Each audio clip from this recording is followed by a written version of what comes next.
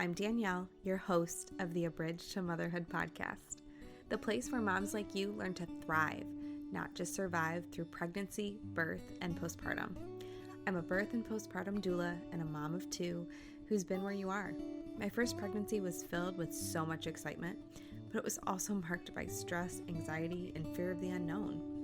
I thought I had everything mapped out, but when postpartum hit, I realized how unprepared I was for the physical, emotional, and mental toll of motherhood. It was overwhelming, lonely, and nothing like I imagined. When I found out I was pregnant again, I knew I needed to approach things differently. I made it my mission to not only prepare for postpartum, but to prioritize myself in the process. That shift changed everything. Now I'm here to help you do the same. Whether you're navigating your first pregnancy, feeling buried under endless advice, or struggling to figure out what you actually need for postpartum, this podcast is your safe space. You'll find practical tips, honest conversations, and expert insights to help you feel informed, supported, and empowered through every stage of motherhood. If you're ready to feel confident, prepared, and truly supported in your motherhood journey, stick around. This is for you. Hey friends, welcome back to the Abridged to Motherhood podcast. I just want to thank you so much for coming back week after week and listening. This is episode 20. I can't believe how we got here, and I just have enjoyed this podcast so much.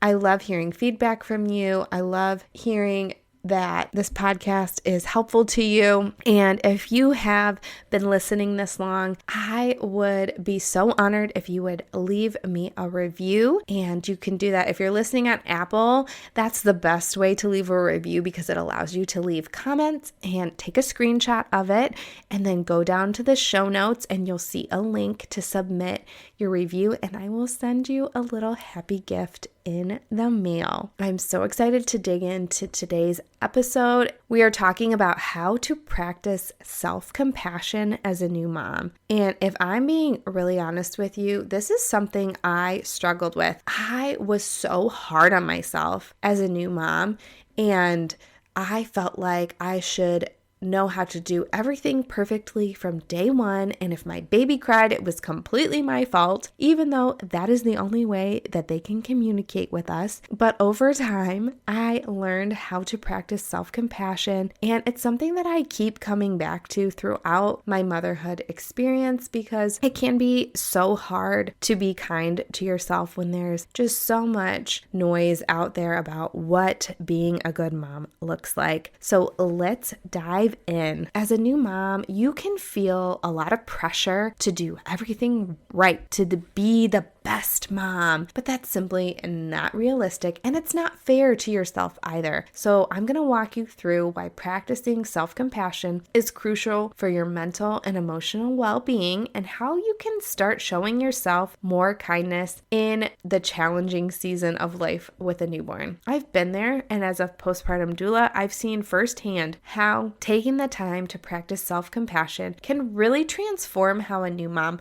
feels about herself. When I'm able to look her in the face and tell her she's doing a great job and to be kind to herself, I can just see her whole body and her face relax and soften. So many of us struggle with guilt, self-criticism, unrealistic expectations for ourselves, and we speak to ourselves in a way that we would never speak to our friends. We might feel like we're falling constantly short of this ideal mom we have in our head, whether that's something we've seen on social media or we're comparing ourselves to our own mom or to a friend that you really admire. These feelings can be overwhelming, especially when you're in the midst of navigating a huge life change of becoming a mother and adding a new member to your family. But I'm here to tell you that self-compassion isn't about being perfect. It's about accepting that you're doing your best and being kind to yourself through the messiness of motherhood. So let's dig in. First, we need to understand what self-compassion is and is not. Self-compassion is about treating yourself with the same kindness and understanding you would offer a close friend who's struggling. It's not about letting yourself off the hook, though, or avoiding responsibility. It's about acknowledging that you're human, you're learning, and you deserve grace. Instead of beating yourself up or needing a break or feeling overwhelmed, try saying, "This is hard and I'm doing the best I can right now." Don't confuse self-compassion with self-indulgence. Self-compassion doesn't mean ignoring your responsibilities or running away from it all. It's about being kind to yourself even when things are difficult. Number 2, recognize and challenge negative self-talk. I am so guilty of this, and it's something I've worked on so much in therapy, and it is a skill that can be learned. Negative self-talk is one of the biggest barriers to self-compassion. When you're constantly criticizing yourself, you create a cycle of shame and guilt that makes it so much harder to then be compassionate towards yourself. So start noticing those negative thoughts and then challenge them. If you start thinking, "I'm such a bad mom," for whatever the reason is, fill in the blank, counter it with, "I'm a good mom because I love to sing to my baby. I'm a good mom because my baby smiles when I walk in the room." Or maybe you have a recurring thought of, "I'm such a bad mom because I need time for myself." Counter that thought with,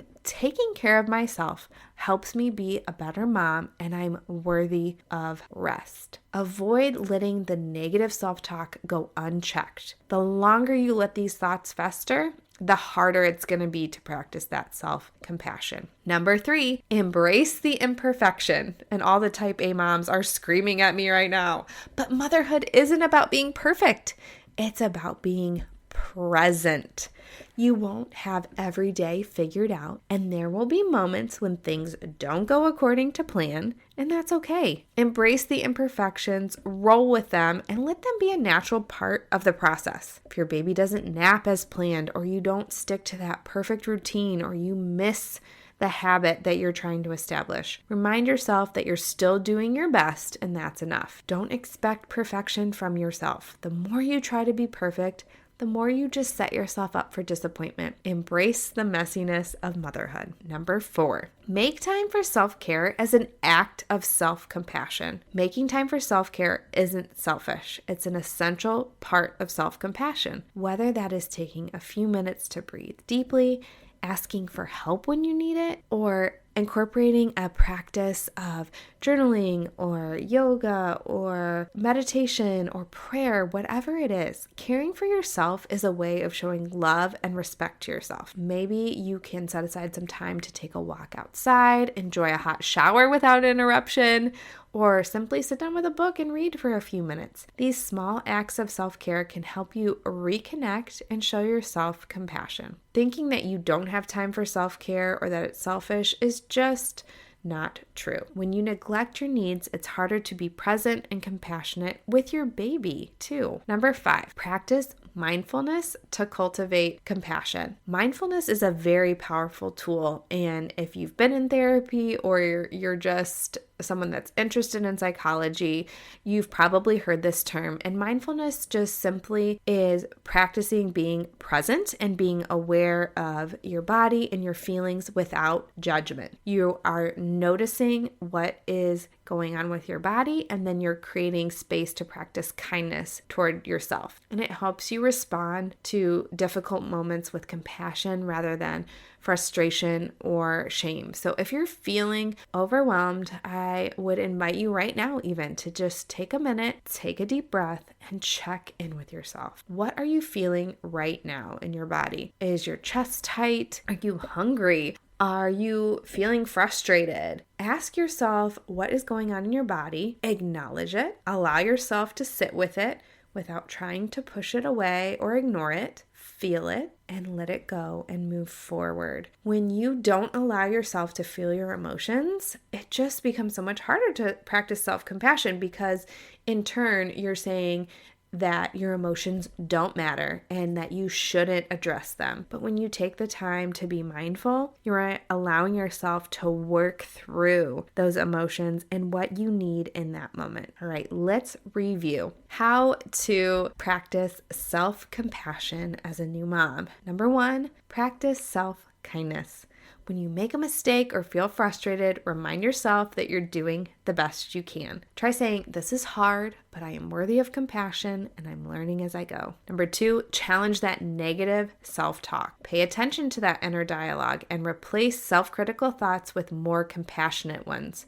Instead of saying, "I can't do anything right," try saying, "I'm doing my best and that's enough." Number 3, embrace imperfection. Accept that motherhood is messy and that you don't need to be perfect to be a great mom. Allow yourself grace when things don't go according to plan. Number 4, prioritize self-care. Make time for small acts of self-care throughout the day, whether it's taking a few minutes for yourself, asking your partner for help, or enjoying a quiet moment. Remember, self-care is a form of self-compassion. And number 5, practice mindfulness. Take a moment each day to check in with yourself. Acknowledge how you're feeling and practice responding with compassion to yourself instead of judgment. It's going to help you stay present and kind to yourself during those tough moments. And if you are in the midst of postpartum, whether that baby is brand new or you're 9 months down the road and you're struggling and you're just thinking, I need a reset. I need a way to prioritize myself again and to take care of my mind, body, spirit. I have a free resource for you. It's called the New Mom Reset. You can get it on my website. Go to abridgetomotherhood.com/newmom. The link is also in the show notes. It's going to walk you through some journal prompts to connect with yourself. It's going to help you establish better sleep practices, getting better nutrition in your system, and more. And if you are just really needing someone to talk to, know that my DMs are always open. Please let me know how I can support you, friend. Motherhood is difficult at times. It is wonderful and beautiful, but also messy. And no, you are not alone. Thanks so much for tuning in this week, and I will talk to you all next week. Thanks so much for tuning in to the A Bridge to Motherhood podcast. I'm so glad you were here today. If you loved this episode, I'd be so grateful if you could leave a review for the podcast on whatever platform you're listening on. Share it with a friend or snap a screenshot and tag me on social media. If you decide to leave me a review, go to abridgetomotherhood.com/review. That link is also in the show notes so that I can send you a little gift in the mail. Your support helps other moms to find the podcast, and it truly means the world to me. Remember, your motherhood journey deserves your care and attention. Until next time, keep showing up for yourself, mama, and don't worry, I'm here to help every step of the way. See you soon.